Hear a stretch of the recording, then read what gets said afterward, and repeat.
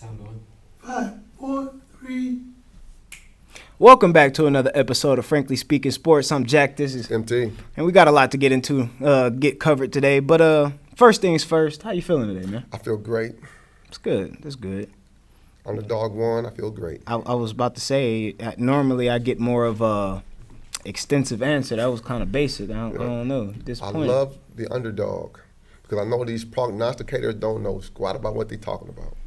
Well, if the Pacers managed to do it, this would be one of the biggest upsets in finals history, at least the Vegas odds. Yeah. They like a plus 700 to win the series. So, well, shit, fuck it. Let's get into it, man. We got game one of the finals happened last night.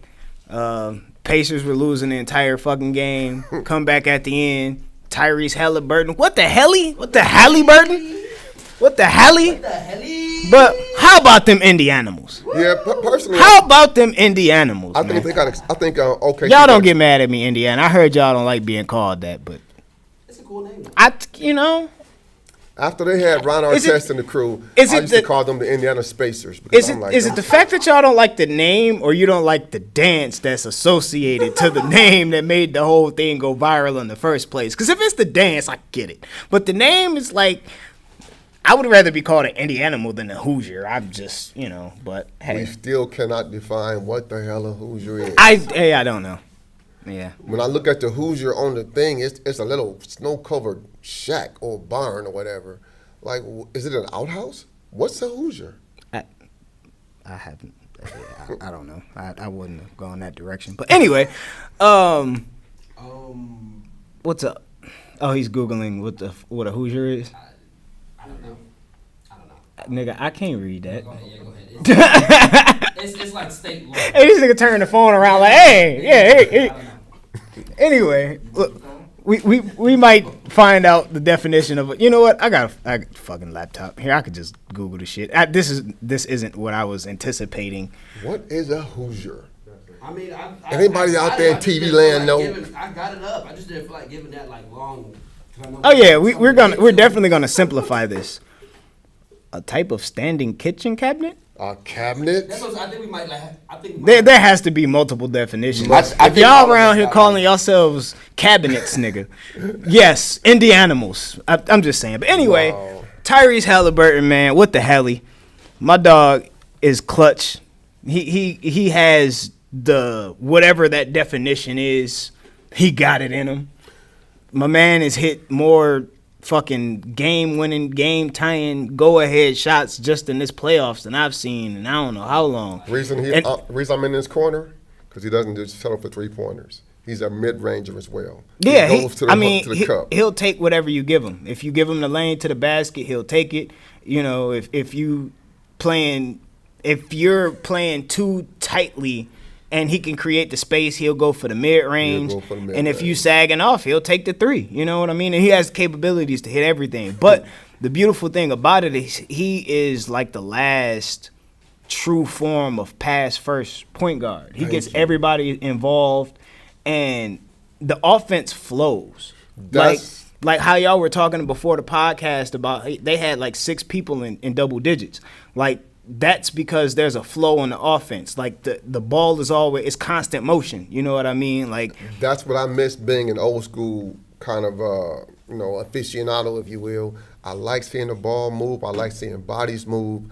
I like an offense that ain't just a bunch of jumbled motion and trying to get open. Just make a cut here, set a back screen there, set a back pick there, go around so on, cut to the back door. I mean, I like that kind of basketball because to me that's strategy. and they were playing defense. Like They were playing hawkish I defense. like that. Like even on the last shot that SGA missed, the go ahead. Well, they were already up, but that would have kind of sealed the deal, or they would have been forced to go for a three or shoot a three to tie it. That was defended. It was damn good Twice. defense. Yeah. Twice. So I don't know, man. So who do you have in the series though? I mean, it's just game one. Just game one. But I think OKC were exposed last night, though. I think when you do to them What they do to you, they crumble. Yeah, they kind of don't know how to respond. You have the same level of experience at this point. They're you know both what I mean? young. They're both athletic. But they're also both battle tested. They're you know both what I battle mean? tested. And the Indiana Pacers play style also benefits them too, because they are used to just running. Frantic. You know, the pace is just like the highest in the league, if not one of the highest, the highest. See, I thought with OKC, they had too many easy wins this playoff series. So when they came down to it, you know, do or die, they just died. The only time they really got tested throughout this playoffs was that Denver series. And Denver was short-staffed and just ran out of gas there. Yeah, exactly. So my head is telling me the Thunder probably still win the series, but my heart is still with the Indianimals. The Indianimals, I'm rocking with you. I've been rocking with you all throughout these playoffs. I'm gonna keep rocking with you. I think y'all got what it takes to get it done. The problem with me is me wanting Indiana to win, because usually whatever team wins the finals, the rest of the league kind of adopts that style. That play style. I'm not a fan of OKC's play style. That's bro. my whole point. I don't like SGA. I'm not a fan, bro. The foul baiting shit, I don't like it. The theatrics, I don't fucking like it. To fall into the ground, just He gives OGs the ammunition to keep coming. like no bullshit. Like because it's hard to like, defend. I see why the OGs Like are bitching about this shit. I don't like the shit. Like, dude, because you fall into the ground like you get shot. It's the same with Jalen Bronson. I'm like, dude, you come to the hole with your elbows high, your shoulders dipping, and you get just tapped and you flailing around like somebody just punched you with an uppercut somewhere. That's one thing. Like because that's how traditional foul baiting kind of works. You know what I mean? What SGA does takes it to a whole nother level. You don't even have to touch him. He's already falling when he gets to He you. could look at the angle of the referee, tell he's not going to be able to tell if he touched me or not. So I'm just going to fall and make it that much more theatrical, and I'm going to get the whistle. I was looking at a graphic the other day. Out of that Western Conference series, he scored more points through free throws than any other basket. Layups, That's crazy. 3-pointers, mid-range. He had more free throws. Like, that is ridiculous. That is the reason why a lot of the old schools say he couldn't have made it in the 80s and 90s. Because all that stuff would have just pissed somebody off and made them follow him for real. See, what, and I'm not even going to lie. Like, I said the same thing. Like, if I was coaching against him, everything's a hard foul. Like, if you're just going to fall to the ground, we going to stump your bitch ass. Like, you're going to stay there. Yeah, no cap. So, I don't like it. I don't like it. And another thing that pisses me off about it is he has the contact. He has the ability to finish through contact. Exactly. Like, he has the body control to finish at the rim, and he has the strength to actually finish through contact, layups, dunks, the whole package. So the fact that you're just doing this little weak ass shit is just, I'm not a fan, bro. That's what I was gonna say. It's I'm one not a thing fan, to just bro. do it, but when you're doing it, like, because you can't score, okay. Great, But that would be A lot understandable. of these shots you bait on, if you just act like a normal hooper and shoot the ball, you can make that shot. Like, we didn't see 5'6" Muggsy Bogues doing this bullshit. We didn't see, or 5'3", however tall he was. We didn't see 5'7", 5'6" Isaiah Thomas, not the Pistons, the other one. Yeah. We didn't see him doing this shit. So it's not like we didn't see, even though he wasn't that short, but we didn't see players like Allen Iverson doing this shit. Like, You stop just it. named 3 guys who were very light in the ass. But that's the point. Like, and they didn't do that. that's my point. You're not that. You're not light in the ass, bro. You're like 6'6". Like, bro, stop it. Cut it the fuck out. Cut it out. What Stop ticks it. me off is that he makes the referees look like the referees in the WWE. All the people in the ring side, all the camera guys see these people doing one thing. Ref turns his head one time and looks back around again. And he didn't see anything. But I have to agree with you because it's theatrical. It's theatrical. It's the old, hey, what's going on over there? And then I smack you with a chair and it comes back. I don't know what happened. It's like, man, stop it, bro. It's irritating. Stop it, bro. And I hope they don't win for that reason alone. That's the same thing. There's been nothing that I've agreed with you more on this podcast about. Like, I do not want to see that shit win. I'm not a fan, bro. I'm not a fan. We were talking about it before the podcast started. Like, James Harden did the same thing. I was not a James Harden fan. I didn't like that shit. I didn't like it. The whole already off balance. Then you lean into somebody and then you flail your arms. Ooh, foul. Like, bro, stop it, man. Get out of here. I try to imagine that going against the old Knicks when they had Charles Oakley and Anthony Mason. They would have probably just stepped on him because he was down there. Yeah, didn't I say just 5 minutes ago, like, shit, if you just gonna fall to the ground, we gonna stump you while you down there because I'm finna earn this foul. Like, I'm not doing that shit. I'm not doing that shit. But I did see, because with this matchup, I wanted to see they're both like physical teams, and another thing I don't like about OKC style as a team is on one side of the floor, you can't breathe on SGA without getting fouled. Yet they are WWEing your ass on the other end of the floor. So it's upsetting. So I wanted to see with two teams that are physical and have benefited from the physicality, which way the whistle is gonna lean. You know what I mean? And if SGA is not getting that whistle, they can't win. I don't know if it's gonna be some troubles. If you're not getting to take 14 free throws a night, 20 free throws, goddamn, a night. So and Chet just showed us that he's a bit outmatched. Yeah, that's who lighting the ass. They have mobile centers who outweigh him by 50-something plus pounds. Yeah, they don't have. They have the length. They got the length. They don't have the strength.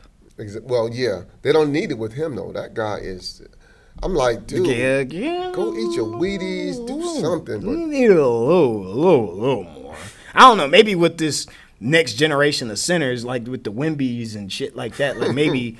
Okay, like guys aren't, but you still gotta defend a Giannis that's trying to run through you. So, hey, I don't know. But anyway, we got some other stuff to get into. It's a lot that's going on in the sports world in a very short amount of time. Let's get into your Lions, man. Frank Ragnow retired at 29, 7 seasons in the NFL.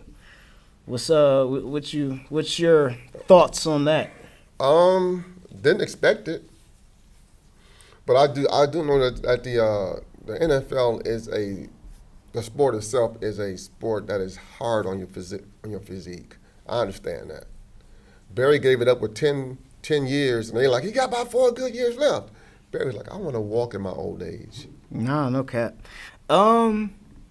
So I heard, through some whispers and a couple grapevines a couple weeks ago, that he was upset about his contract.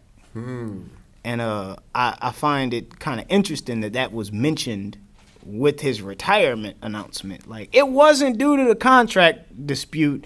It was his body. Like, his body was breaking down. Apparently, he played through, damn near the whole season last year, hurt and injured. So, which I can admit is a testament to the foundation and the culture that's been established in Detroit with the grit and the toughness.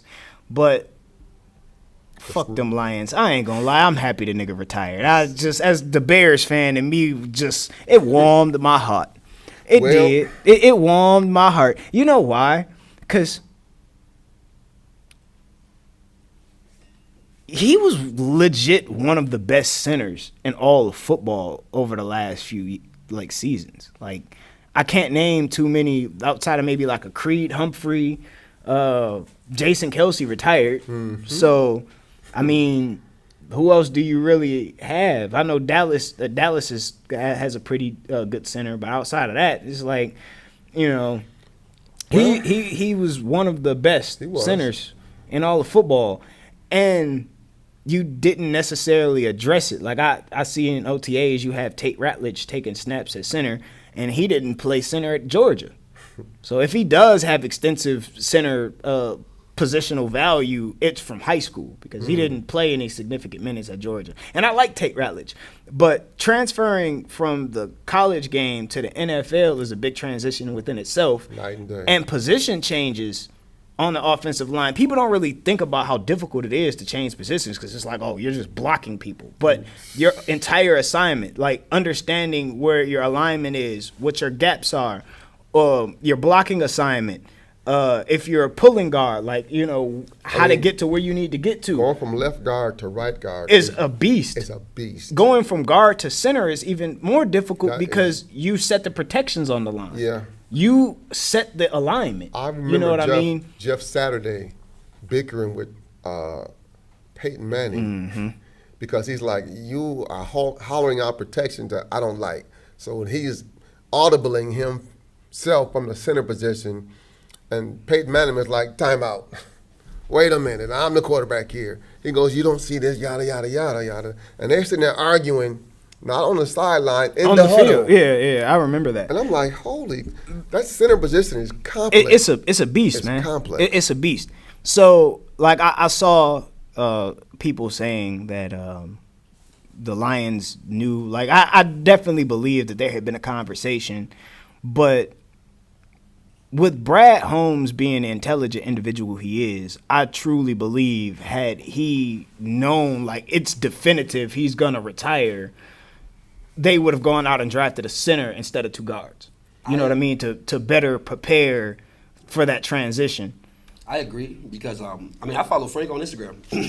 He had a whole caption. In the caption, he said he was going to try to play through it. Mm-hmm. And I think, like you said, it wasn't the case of like, oh, my contract, this, and that. Like, all that was getting handled. Mm-hmm. I was going to try to play through it. I just can't. My body is telling me otherwise. I want to have a life I'm talking after about, football. And the guy loves fishing. I follow him, and every time he posts, it's just him. Yeah. Look what I got, guys. And from what I heard, like the kind of surgery to actually make the shit heal properly, they're going to have to take some shit out. And it's just like, I love the Lions, but as a human, go live your life. Yeah. Facts. Go fish Facts. on the lake, my guy. Yeah. Don't do that shit. That's why I wasn't mad at Barry. I'm like, Barry, I watched Jerome Bettis get out of the bed and scoot down the stairs. I watched Earl Campbell can't lift his leg more than 6 inches, even to this day. And I've seen all these guys who had these storied careers. They hit 50, 55 years old and their bodies break the fuck down. Totally broken This down. is why I talk about like the player safety. Even though I like the violence and the brutality of the game, having played it and understanding what it feels like to wake up that next day, and I didn't do it at that level, but just the level that I did it at, I can only imagine what them people go through. Because we look at them like they're on TV, but they're actual humans. Well, you know what I mean? When I saw my first NFL game, that was a Cowboys-Charger game back in the 80s.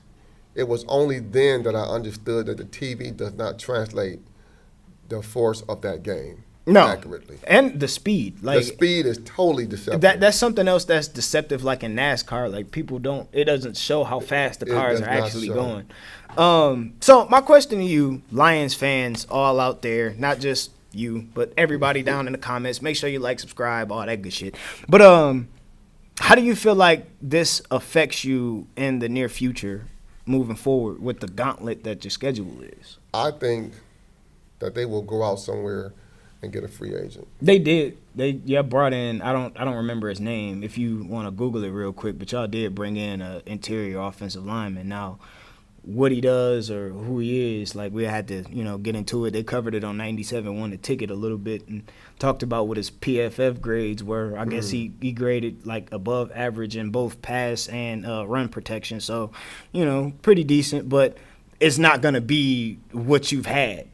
And I think the interesting thing about it is, like, the stalwart of what the Lions have been able to do successfully is built off the offensive line being able to give Jared Goff time. Mm-hmm. So with there being a huge coaching turnover, you guys lost 8 coaches between position coaches and coordinators.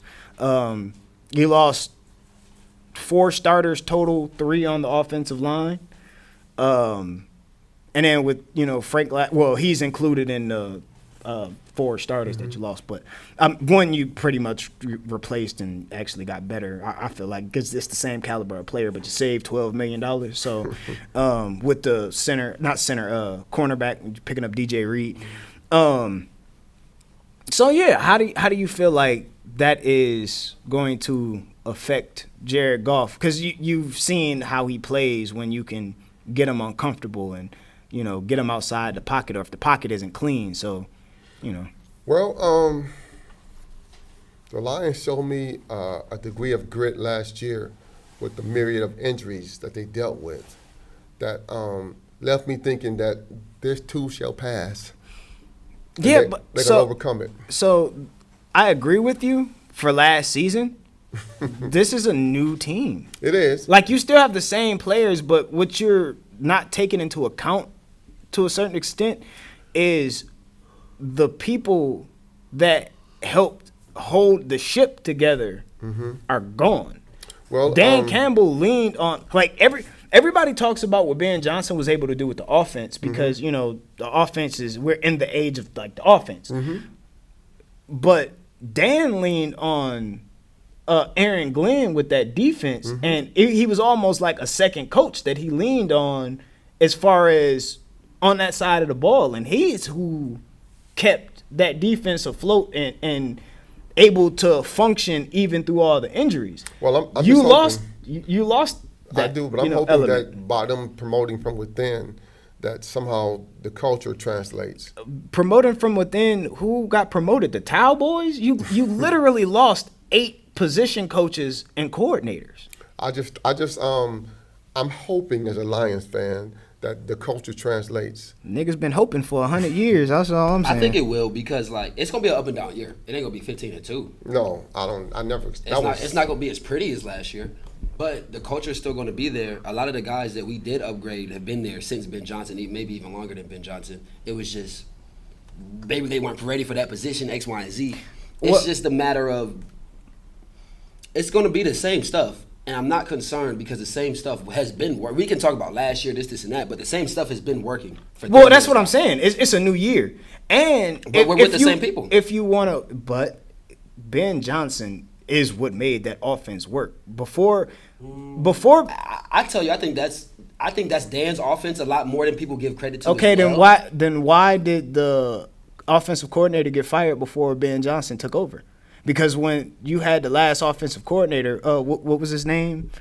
I forget his name, but the previous offensive coordinator went 3-13, got fired. Ben Johnson took over. You went 9-7 that season.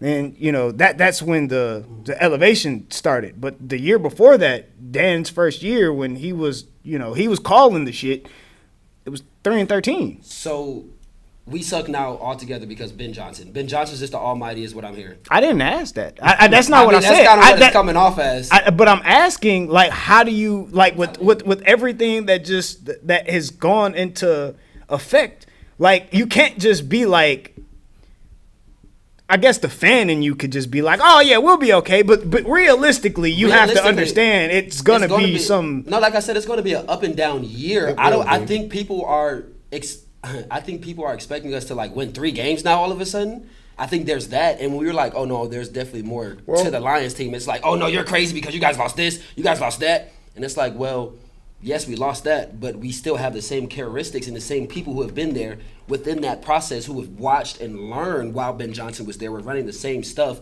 with a tweak because obviously Ben Johnson's over at the other side, literally across the lake, so we can't run the same shit, but we can run the same shit.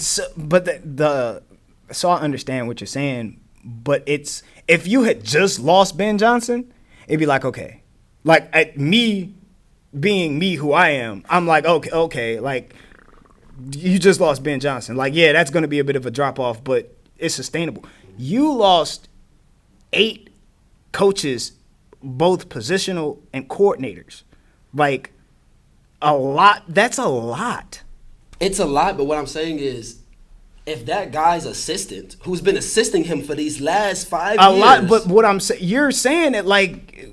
I'm not saying it's going to be perfect, but what I'm saying is that culture and that what people are saying, y'all lost this, we lost, yes. A lot. We lost a lot, but not as much as y'all really are putting out into the street is all I'm saying, because the same guys who are now in that position have been under the wing of those same But I'm people. asking you who they are, because a lot of the guys that you're The saying, linebacker coach has been there since day one. Dan brought him in. The guy, who is the linebacker coach the now? linebackers coach is now the defensive coordinator. Okay. Well, my thing is this though.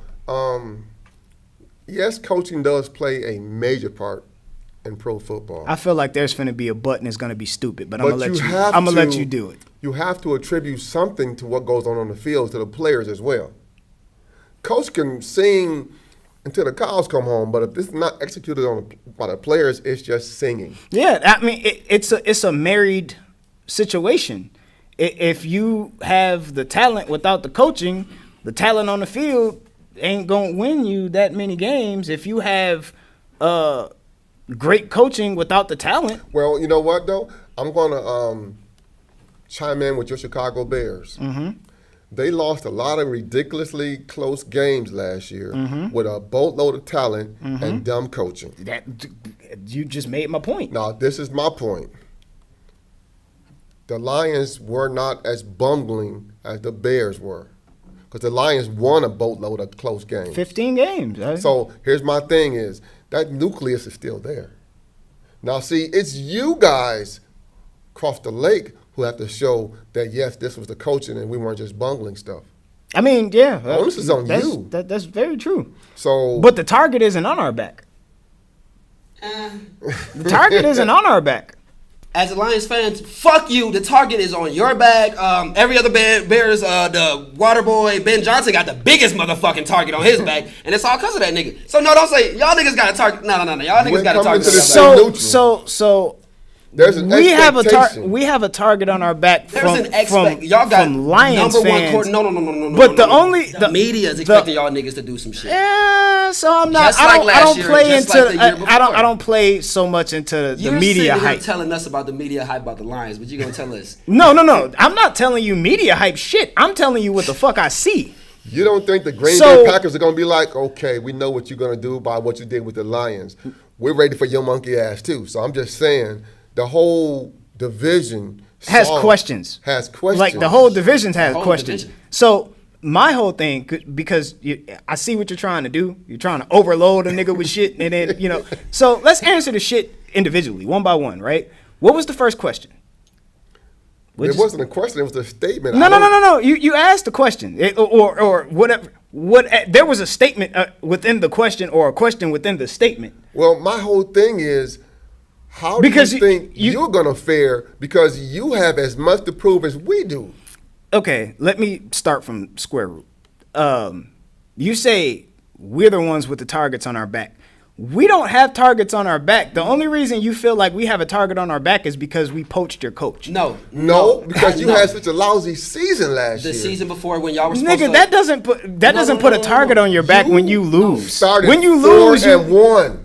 4-2. 4-2. Let's not do that. That's still lofty expectations that you still have built into that season. Niggas had y'all going to the bowl because of quarterback. There was one person, that was Nick Wright, that had us going to the fucking Super Bowl. Niggas had the Bears making the playoffs in general. Let's really talk about that. Yes, we had, yes. I mean, because of one quarterback. No, it wasn't just because of the quarterback. It was because the whole roster construction. But if y'all would have had any other quarterback, y'all still would have, niggas wouldn't have had that same hype. Yeah. I agree with you. My point. So it's not to say, we don't have a target. We definitely do. I mean, you won a division twice. You won 15 games. You were favored to win the Super Bowl. I just said to say y'all don't have a target. I just disagree with. It's different. It's different. So we have a target just for Lions fans, because it's not even a Lions team. But your target is based on expectations. Your target is for the entire league. Your target is from the entire league. You don't realize you were putting belt to ass on teams last year, and niggas ain't gonna forget that. Niggas weren't liking that shit. Like, there were players complaining about that shit and are looking forward to the opportunity to get some get back. Like, I'm just saying. Like, so that's where I'm saying the target is a little different when the game gets circled on the schedule. That's all I'm saying. That's all I'm saying. Can I rebuttal that? Go ahead. When we went, after we went 9-8, we went 13 or whatever, how many games we won, y'all were saying the same thing. You lost to San Fran. Y'all were winning these games. y'all gonna have a target on y'all back. It's gonna be hard. It's getting bigger. And Yeah, I mean, because I'm just saying because the you target keep is there. So you keep obviously, achieving. I don't think the target on our back. That argument really is, if I'm being real, valid. Because when has the target ever left? The minute we Got good. No, but that's what I'm saying. Right. You kept achieving shit, and it kept getting bigger. And at a certain point, like the housing market in 2007 is gonna bubble. And I get it's it, gonna bubble. But then it's like, my nigga. Like, it's back gonna to your bubble. point, right? To your point, let's be real. Why the fuck are y'all so focused on us, my nigga? We beat you 52, but guess what? We didn't win a bowl. Guess what? So guess what? Our target is big. You know what happens to bubbles when they overinflate? We're not doing that. That's all I'm saying. But see, that's all I'm saying. It's small. No. This is our shit is. We still blowing the bubble. We still blowing our bubble. Still have a number. Y'all still blowing our bubble. No. Yeah, man. We still just building up the win, baby. We still building up the win. That's all. Number one overall draft pick. A quarterback who was touted as the savior. He still has to live up to that expectation. He does. The pressure is all the way on him because that's immense pressure. Because the two biggest things that were our downfall of last season have seemingly been fixed. Now, again, I have to say, just like last year, everything was good on paper. Mm-hmm. We have to see how it plays out. We have to see how it goes. The last podcast, I know it's been a couple weeks. Our bad. I'm sorry to all our loyal 2 viewers and subscribers. It wasn't all on me. It was a mixed bag because niggas was getting and niggas was canceling on me too. That's so true. We not doing that. But we back. That's all that matters. We back. I'm just saying, your quarterback has so much pressure. He does. Not to just perform, but to achieve. You know what? But you could say the same thing about Jared Goff. Yeah, but I'm saying Jared Goff. Nobody's going to compare Jared Goff to Caleb Williams coming out of college like that. They were both number 1 picks. And Jared Goff did go to a Super Bowl. He definitely did. And then got gave up on by that same coach that replaced him for the quarterback that y'all had and then won. So that's all I'm saying. Since that has happened, though, Jared Goff's career has had an upward trajectory, though. Thank you, Ben Johnson. I'm hoping you can do the same thing with Caleb. Same kind of pressure on Caleb, and if it doesn't pan out, you guys are going to panic. Well, why do you think it's not going to pan out? Because my whole thing is if he can turn Jared Goff into what he was the throwaway, bro. They added a 1st-round pick to get off of him, like that. Let's not forget the slew of picks that you got also with Jared Goff. But you are also forgetting that the Lions didn't just win with Jared Goff. They had a ridiculous running game. They had a sustainable defense. Yes. They had the whole system built. He was only built within. It wasn't built around him. No. Yeah, I would beg to differ. That system is not built around Jared Goff. It's built around what he was able to do well. So it's not like they came in with a system that required a mobile quarterback and Jared Goff adjusted to it. So they definitely built the system around what he had and what they did well, which is the same thing he's doing now in Chicago. So what did Caleb Williams do well last year? He does a lot, man. No, that's a pretty general answer for me. What did he do well last year? So we've literally sat here and had the whole fucking conversation about he literally had the same numbers as Jaden Daniels. The team just looked better. Jaden Daniels went to damn near the Super Bowl. Did I not just say they had the same numbers? The team just looked better. The team was better. The coaching, he had a better coach. Like coach, that's where coaching fucking matters. Jaden Daniels, offensive coordinator, gets fired 9 games into the season, and head coach subsequently gets fired another 2 games afterwards, week 11, week 12 into the season. And yes, we're probably talking about Jaden Daniels and Caleb Williams in literally the same conversation. But if you look at the numbers, you sat here and fucking admitted on this camera while you trying to spin the shit because I'm, whatever, I'll let you do what you do. But you literally sat here and admitted, well, the numbers are pretty comparable. So don't sit here and ask me what the fuck Caleb Williams did well and then praise Jaden Daniels because of the team's success. It wasn't just Jaden Daniels' success. Well, when you compare two L's players and W's. But you can't because they're not a quarterback stat. It's a team stat. So can you blame Caleb for the games that he marched us down the field? We're in field goal position, and a field goal gets blocked. Can you blame Caleb Williams for marching us down the field, getting in range for the field goal, and the coach not calling the timeout and taking the timeout with them home? And it's just like there were several games that he did what he needed to do when the moment shined the brightest and the moments mattered. He was able to perform, and the team or the coaching let him down. But if you compare just Jaden Daniels' rookie year, well, all I'm gonna say is this, and Caleb Williams' rookie year, and you just put up the numbers. All I'm gonna say is this: you better hope Ben Johnson does a hell of a job with Caleb Williams this year. So because I don't think one man does a team make. That includes the coach. So I'm gonna tell you really quick because I got to get out of here. Okay. How he's going to transform this shit really quick. It's three things: the quick game. So if we're going to be throwing the ball 30 times a game, 30, 35 times a game, 5-10 of those plays are going to be quick design, bubble screens, like literally as soon as the ball is snapped, it's a design, get the ball out quick. So because you had a quarterback that got sacked 68 times last year. So how do you alleviate that? Get the ball out quick. So your 3-step drops. There's already a designed player that you're going to. Get the ball out quick. Hitch. They're changing his footwork. They're changing his mechanics so he can play more in rhythm and play more in the timing. Okay. So then you have a running game. The offensive line has been improved. Mm-hmm. We have an interior offensive line. DeAndre Swift should be more effective. Off of that, you have the play action boots. You rolling out, moving the pocket. So with those, you're alleviating the defensive end pressure because you don't need to hold up as long. You know what I mean? You're doing the rollouts. Here is my thing about that whole situation you just described there. Yes, that worked well for the Lions. The NFL is a league of adjustments. How do you know that the league won't say, well, we saw what Ben Johnson did in Chicago.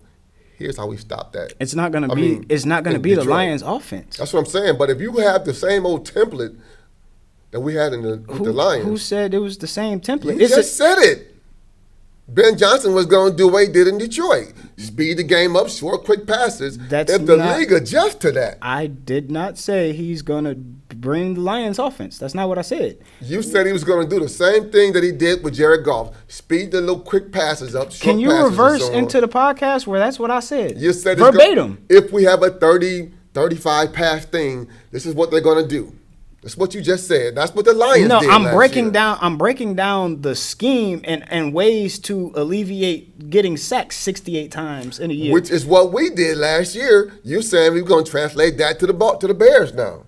Your personnel are not what we had in the Lions. It's not that far off. It's a game of inches in the NFL. Not that far off. It's not that far off. Not that far off. It's the difference between us making the Super Bowl last year and a half ago and not making it because our fourth down was just short. You didn't make it, but Yeah, it's not that far off. It's not that far off. All I'm saying is, for the exception of the running backs, which I definitely think we need to upgrade the running back room, I would say right now, as it stands, we have a better offensive line. That is going to remain on paper. You do on paper, like everything right now is on paper. Yeah. You lost your 3 interior linemen, and the one that you ended up keeping. My bad. You lost 2 interior linemen. The one that you ended up keeping had the worst season that he's had. So that's what I'm saying. You're solid at the tackle position. Taylor Decker is getting old. Your premier tackle is on the right side, which is not the premier side. You know what I mean? So as it stands, I would say we have the better interior line. We have the better offensive line. Defensive line, I don't know what you have coming back in Aiden Hutchinson. He got hurt and had a critical injury. He did. Skill positions, wide receivers. You got an Amon-Ra St. Brown. We have a DJ Moore. They have very similar skill sets. Similar skill sets. You know what I mean? So tight ends, you have a Sam Laporta. we have a cold commit, and we just drafted the kid out of Michigan. So understanding the 12 personnel that Ben Johnson likes to run, I say it's pretty even. Only time will tell is what I'm gonna say. And I think we have better defensive backs.